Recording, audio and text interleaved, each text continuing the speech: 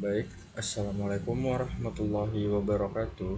Saya Muhammad Halik dengan NIM 2109035010065 dari kelas manajemen D akan membawakan materi penentuan biaya proses pengantar. Nah, dalam materi ini kita mulai dulu dalam sistem akumulasi biaya proses. Nah, sistem akumulasi biaya proses ini bertujuan untuk menghasilkan informasi biaya total dan per unit produk yang dihasilkan oleh perusahaan. Nah, dalam sistem akumulasi biaya proses ini menghasilkan dua input yang saya bilang tadi. Pertama itu biaya total. Nah, biaya total ini jumlah biaya yang diakumulasikan ke dalam objek biaya selama periode tertentu. Nah, sedangkan biaya per unit itu adalah biaya total yang dibagi dengan jumlah unit. Nah, sistem akumulasi biaya itu dibagi menjadi dua macam, yaitu sistem akumulasi biaya pesanan yang biasa dilakukan oleh organisasi-organisasi bisnis yang produknya bersifat heterogen. Sedangkan yang kedua itu sistem akumulasi biaya proses. Nah, ini dilakukan apabila organisasi-organisasi bisnis itu mempunyai produk homogen,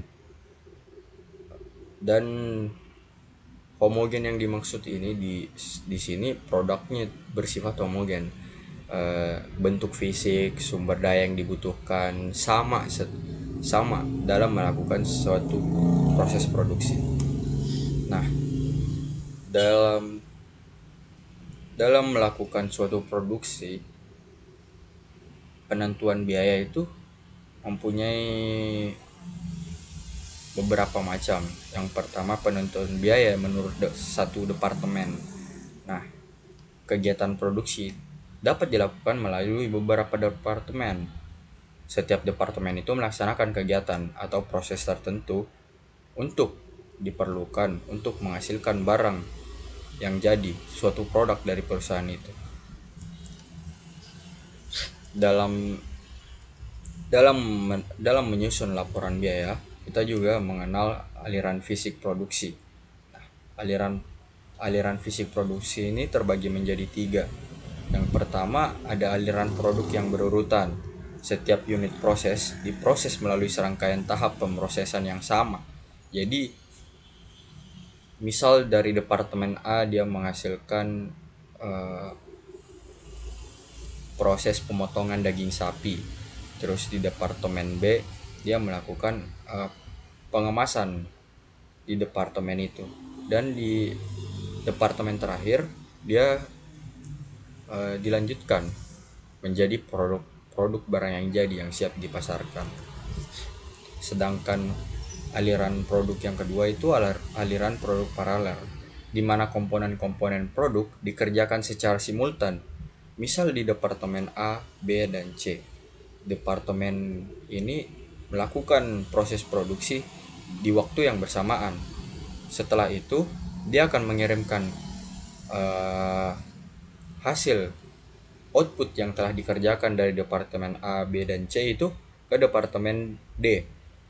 Di departemen D ini dia mengolah tiga dari tiga departemen yang tadi menjadi barang yang jadi.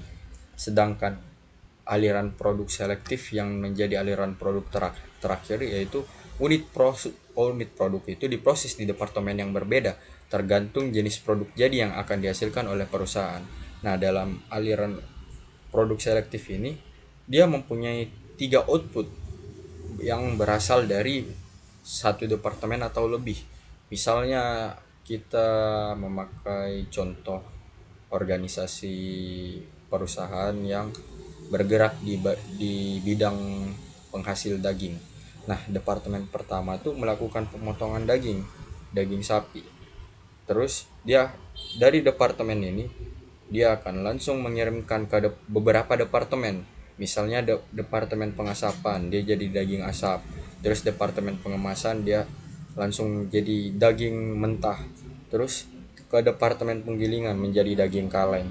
Terus dari tiga departemen ini dia akan mengirimkan barangnya ke barang jadi. Nah, di barang jadi ini, barang yang dihasilkan dari 3 departemen tadi ini bisa dipasarkan, bisa dijual. Nah, dalam penentuan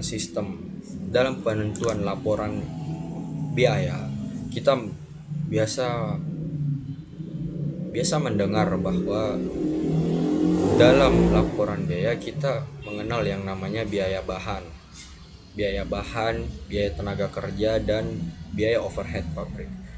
Yang pertama akan kita bahas biaya bahan dulu. Biaya bahan baku yang bakal dipakai suatu organisasi untuk menghasilkan suatu produk. Nah, biaya bahan ini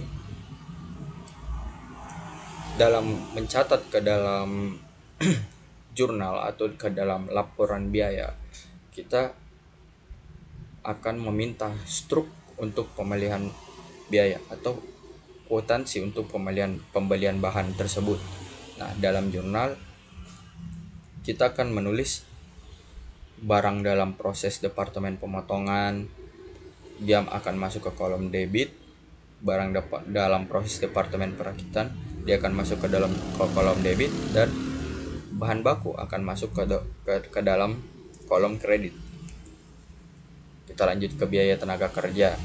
Misal dalam suatu perusahaan ada 2 departemen. Nah, biaya tenaga kerja langsung ini yang masuk ke dalam biaya tenaga kerja itu gaji dan upah karyawan tenaga kerja secara langsung. Dalam jurnalnya, barang dalam proses departemen pemotongan masuk ke kolom debit, barang dalam proses departemen perakitan akan masuk ke kolom debit, dan gaji dan upah akan masuk ke kolom kredit. Sedangkan biaya overhead pabrik ini, biaya overhead pabrik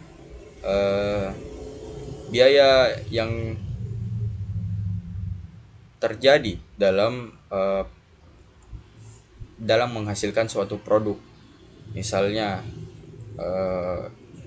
contoh pencatatan dalam jurnal, biaya overhead pabrik akan masuk ke dalam kolom debit, utang beban akan masuk ke kolom kredit, akumulasi depresiasi mesin akan masuk ke kolom kredit, asuransi dibayar di muka masuk ke kredit, bahan penolong masuk ke kredit, gaji dan upah akan masuk juga ke kredit.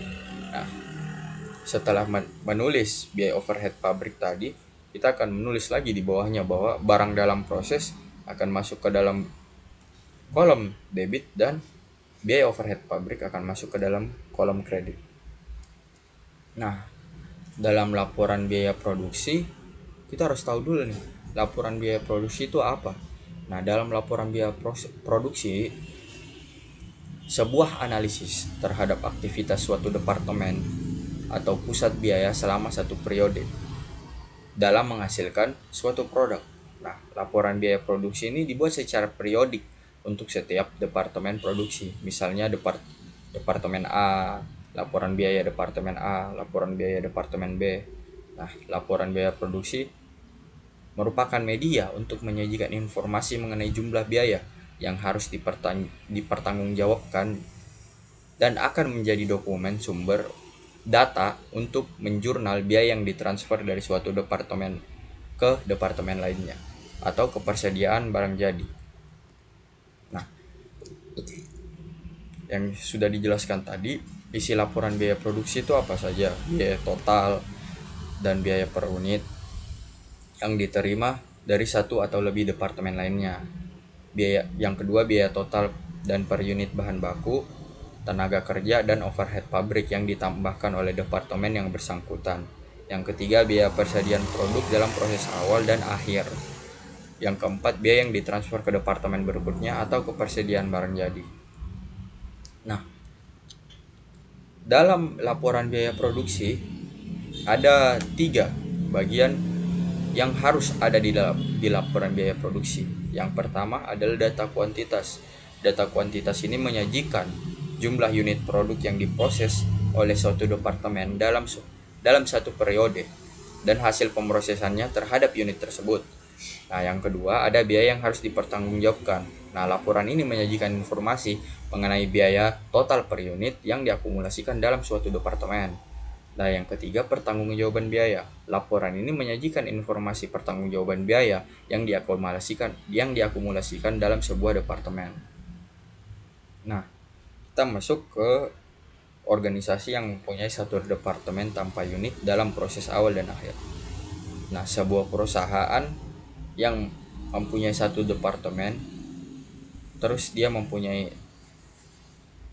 sama sekali tidak mempunyai proses awal dan proses akhir. Nah, dalam pencatatannya, sebuah perusahaan itu tidak dibagi ke dalam departemen, atau hanya terdiri atas satu departemen produksi. Makanya dalam pencatatan laporan biayanya, dia akan terlihat sederhana karena dia tidak mempunyai unit dalam proses awal dan unit dalam proses akhir. Sedangkan satu departemen tanpa unit dalam proses awal dan ada unit dalam proses akhir. Nah, penghitungan biayanya ini dalam sistem penentuan biaya proses dilakukan secara periodik setiap akhir bulan atau setiap akhir periode. Maka dapat terjadi ada sebagian unit produk yang sudah diproses tetapi pada akhir bulan masih dalam proses. Dia masih diproses dan sudah menggunakan beberapa persen dari biaya dari bahan baku, tenaga kerja, dan overhead pabrik. Dalam dalam dalam menghasilkan suatu produk, dia tidak tepat waktu. Dia melewati batas pencatatannya. Dia sampai di akhir bulan dan menjadi unit proses yang masih di dalam proses. Nah, sedangkan dua departemen tanpa unit dalam proses awal dan ada unit dalam proses akhir. Nah, unit yang selesai dari departemen awal ini akan diproses oleh suatu departemen, akan lalu ditransfer ke dalam departemen berikutnya. Nah, sekian materi yang saya bawakan untuk hari ini. Terima kasih atas kesempatan yang telah diberikan. Assalamualaikum warahmatullahi wabarakatuh.